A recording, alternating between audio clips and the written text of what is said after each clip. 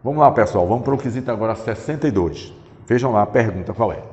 Qual a diferença de um componente elétrico para um componente eletrônico? Olha só, pessoal, essa é a diferença do que é um componente elétrico para um componente eletrônico. O componente elétrico, pessoal, é um componente, por exemplo, como um resistor, um transformador, certo? Um capacitor. Isso são componentes elétricos. Um indutor é um componente elétrico, certo? É aquele componente que não possui um material que forma ele, sendo esse material um semicondutor. Então, um componente elétrico, ele não tem semicondutor, ele não é formado no projeto dele, no material dele de funcionamento de semicondutores. Já um componente eletrônico, ele é formado por componentes, por material semicondutor. Por exemplo, o silício, certo? É um material semicondutor.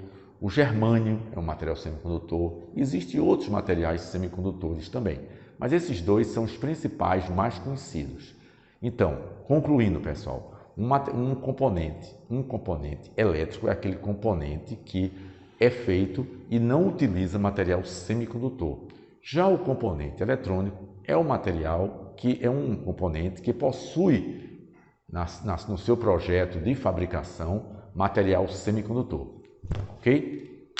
Vamos agora para o quesito 63, pessoal.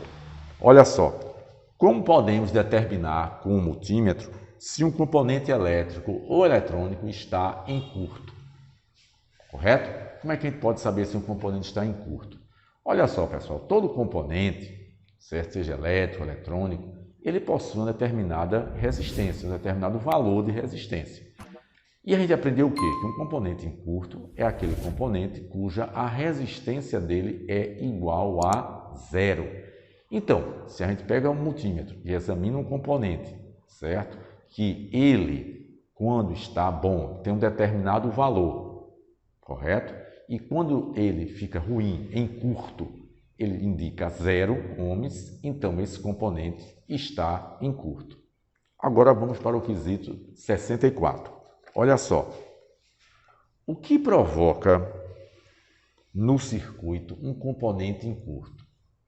O que provoca no circuito um componente em curto? Aí, pessoal, teremos que dar uma observação. Olha só, um componente em curto, num circuito, a gente aprendeu que ele provoca uma corrente elevadíssima. Mas observa, a corrente elevadíssima vai ser para aquele circuito. Atenção, preste atenção. Vamos supor que você tem um radiozinho de pilha, Então, um capacitor lá entrou em curto. Ele pode gerar uma corrente elevadíssima a nível do radiozinho de pilha, correto? Já, quando você tem uma instalação elétrica de uma casa, de uma empresa, de uma indústria, se existir um curto elétrico, fase neutro, vai provocar também uma corrente elevadíssima para esse circuito. Só que agora vai ser o quê? Muitos e muitos amperes. Então é diferente. Cada circuito, quando entra em curto, vai provocar uma corrente elevadíssima para esse circuito. Veja um detalhe. Estamos aqui agora. Se eu cortar aqui a orelha, certo? É um corte, mas não vai matar a pessoa. Cortou aqui, saiu sangue, mas foi um corte. Mas se eu cortar aqui, ó, na jugular aqui, é bem diferente. Então, para cada ponto, certo? Que é como se fosse um curto-circuito, para cada ponto vai existir o quê? Uma ação, uma reação do circuito. Então, lembre-se disso. Um curto elétrico provoca uma corrente elevadíssima para aquele circuito, ok? Pessoal, se você gostou, dá um like e se inscreve para que outros alunos e outras pessoas também possam assistir esse vídeo.